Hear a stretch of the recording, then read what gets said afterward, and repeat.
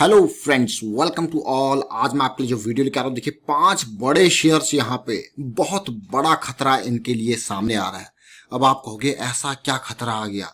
बहुत बड़ी अनाउंसमेंट यहाँ पे अमेरिका में होने जा रही है जिसका असर इन बड़े शेयर्स पे पड़ सकता है। देखते हैं वो कौन 5 से शेयर्स हैं, उनके बारे में टेक्निकल फंडामेंटल फ्रंट पे देखते हैं।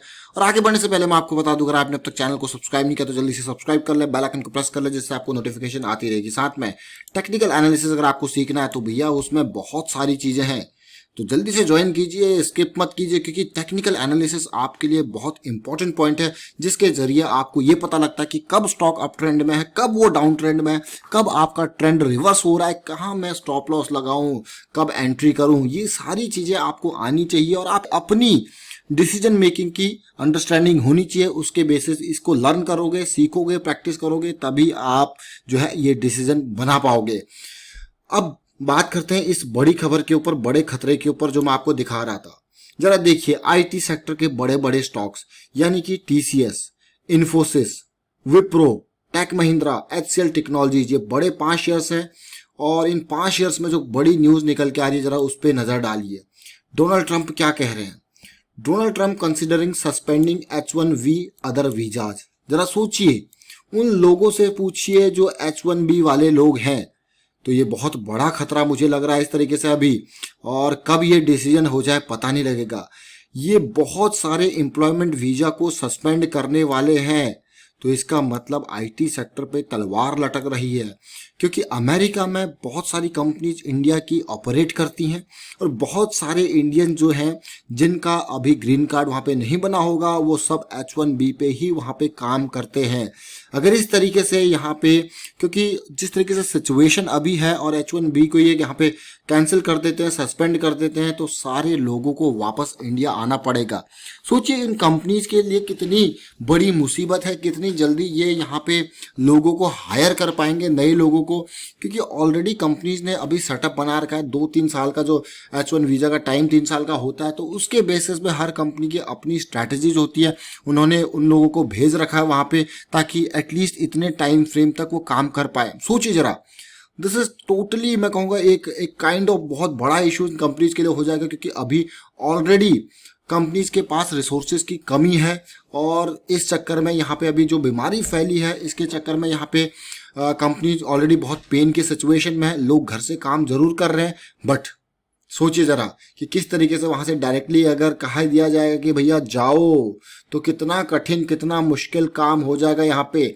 और H1 वीजा से रिलेटेड जो अपडेट आ रही है यहाँ पे, और जो ट्रम्प कुछ भी कर सकते हैं भाई यहाँ पे।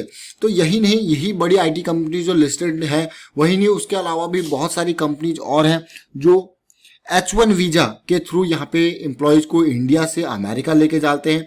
और साल दर साल बहुत ज़्यादा H1 वीजा जो है वो नए नए वीजा जो हैं अप्रूव होते हैं।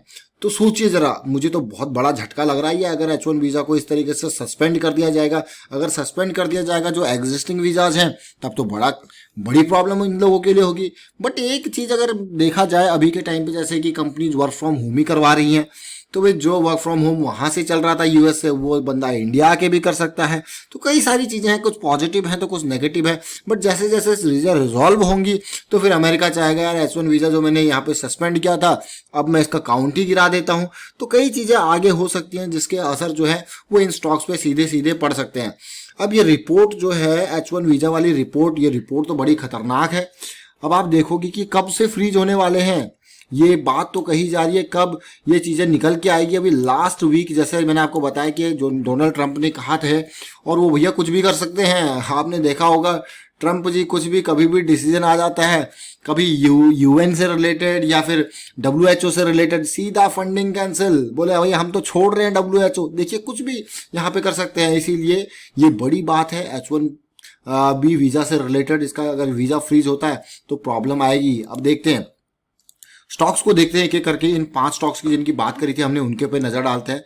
टीसीएस जो कि इंडिया की जो है मैं कहूँगा अभी रिलायंस के बाद सेकंड नंबर पे टीसीएस ही है।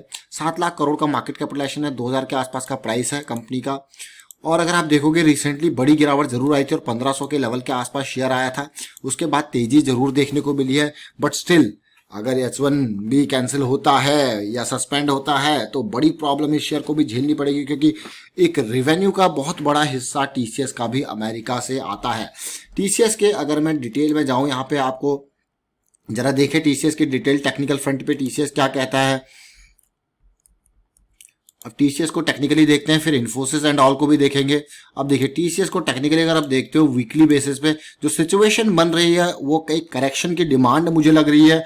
अब वो करेक्शन कितनी बड़ी हो सकती है, क्योंकि जब ये शेयर नीचे गिरा था 1500 के लेवल तक गया था, तो उसके बाद इसने तेजी आई, फिर थोड़ा करेक्शन आया, फिर से तेजी आई, फिर थोड़ा करेक्शन आया और अभी तेजी आई है।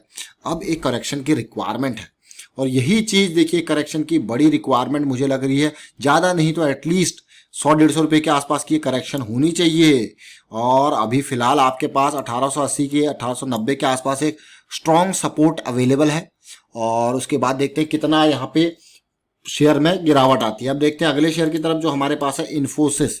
ये शेयर बड़े बड़े शेयर है, इनको बहुत ध्यान से देखें। इन्फोसिस के शेयर को अगर मैं देखता हूँ यहाँ पे 3 लाख करोड़ के आसपास का मार्केट कैपिटलाइजेशन, 690 के आसपास का प्राइस है। गिरावट आई 509 के लेवल तक थी, 200 रुपये जंप कर चुका है शेयर।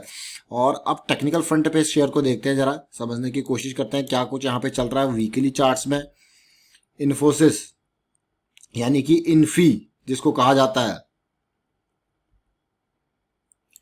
ओपन करते हैं चार्ट इसका एंड उसके बाद यहाँ पे ये देखिए अब आप इन्फोसिस के शेयर में जो पेन था वो तब से पेन आ चुका है जब आपका यहाँ पे बात आई थी विसल ब्लोअर की कंप्लेंट की। देखिए कैसे शेयर सबसे पहले 840 से गिरता है और 620 का लो बनाता है, फिर उसके बाद शेयर में तेजी आती है और उसी रेंज तक 800 की रेंज तक जाता है, फिर बड़ी गिरावट आती है, फिर नया लो बनाता है। अगर वीकली पे देखो तो स्टॉक खतरनाक डाउन ट्रेंड में है, फिर से हाई बनाता है और मुझे लगता है कि अगर ये लेवल जो ये भी खाली सिचुएशन बनी है, अगर ये देखिए नीचे गिरता तो फिर और पेन की सिचुएशन देखने को मिल सकती है। और ऊपर से भाई इन्फोसिस के ऊपर बड़ी खतरनाक चीजें चल रही है। जब से ये स्टॉक तो मान के चलिए कि अगस्त सितंबर 2019 के बाद इसी तरीके से झटके खा रहा है, अप डाउन वाले।